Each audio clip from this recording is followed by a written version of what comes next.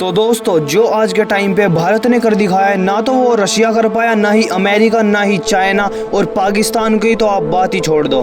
तो भारत ने आज के टाइम पे इतना पावरफुल बम बना लिया है जो आज के टाइम से पहले किसी ने नहीं बनाया था। तो इस बम को जानने से पहले अगर आपने सब्सक्राइब नहीं करा तो आप सब्सक्राइब कर लो, क्योंकि ज़्यादा लोग हमारी वीडियो देखते हैं पर लेकिन उन्होंने सब्सक्राइब नहीं कर रखा। आज के टाइम पे भारत ने सेबेक्स 2 बना के तैयार कर लिया है और यकीन मानिए इससे पावरफुल इस धरती के ऊपर कोई भी चीज़ नहीं है। नॉन न्यूक्लियर कैटेगरी में अगर हम देखें तो सबसे ज़्यादा पावरफुल और सबसे ज़्यादा डैमेज करने वाला बम है ये। तो अमेरिका का मदर ऑफ ऑल बम है, यही अभी तक नॉन न्यूक्लियर बम के अंदर सबसे ताकतवर बम था। ये जो भारत का सेबेक्स 2 नाम का बम है, इसने इतनी बुरी तरीके से इस मदर ऑफ ऑल बम को पछाड़ा है, ये आप बात सोच भी नहीं सकते। तो आज के टाइम पे तो रशिया भी ये सोच रहा होगा कि जो भारत एक टाइम पे 70 से 80% हथियार हमसे खरीदता था, तो वो आज के टाइम पे इतने पावरफुल बम अपने आप कैसे बना सकता है। सबसे पहले तो मैं आपको बता दूं, ये जो सेबेक्स 2 बम है ये नॉन न्यूक्लियर कैटेगरी का बम है। सबसे बड़ी बात ही तो ये है कि भारत की एक प्राइवेट कंपनी है, उसने ये बम बनाया है। बम को कोई पीएसयू कंपनी ने नहीं बनाया, जैसे कि डीआरडीओ या फिर अलग जो और भी कंपनीज है। सबसे ज्यादा जो मजेदार की बात है इस सेबेक्स 2 के अंदर वो है इसका लेथैलिटी रेट।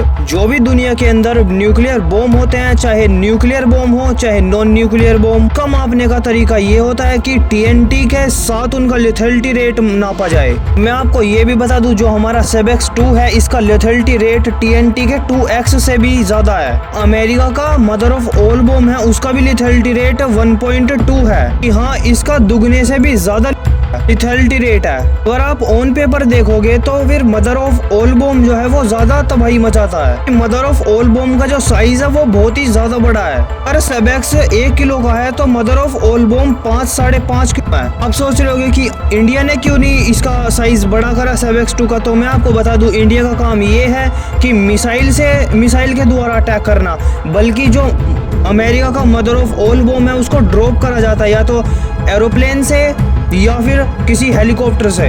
अगर हम सेबेक्स 2 का भी उतना ही हिट कर दे जितना अमेरिका का मदर ऑफ ऑल बम का है, तो आप कंपैरिजन में देख पाओगे कि इंडिया का जो सेबेक्स 2 है वो ज़्यादा तबाही मचाएगा अगर हम कंपेयर करें मदर ऑफ ऑल बम की तबाही से।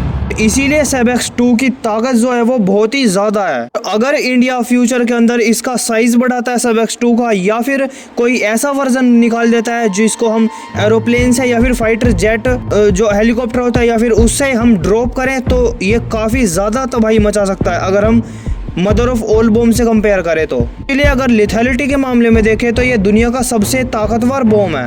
आप ये भी सोच रहे होंगे कि रशिया के पास भी तो है फादर ऑफ ऑल बम, तो मैं आपको बता दूं वो इस कैटेगरी के अंदर नहीं आता, क्योंकि जब रशिया उसको लॉन्च करेगा तो वो थर्मोबैरिक टेक्नोलॉजी यूज करेगा जो कि बिल्कुल ही अलग है। वो बम रशिया का नॉन न्यूक्लियर कैटेगरी के अंदर नहीं आता, इसीलिए भारत का ये बम सबसे ज्यादा पावरफुल है। आज के टाइम पे अमेरिका, चाइना और रशिया तो अपना सर पकड़ के बैठे होंगे कि इंडिया ने अपनी प्राइवेट कंपनी के साथ इतनी लीथल टेक्नोलॉजी का कैसे डेवलपमेंट कर लिया। हालांकि आपका क्या व्यू पॉइंट आप कमेंट सेक्शन में जरूर से बताना और सब्सक्राइब जरूर कर लेना।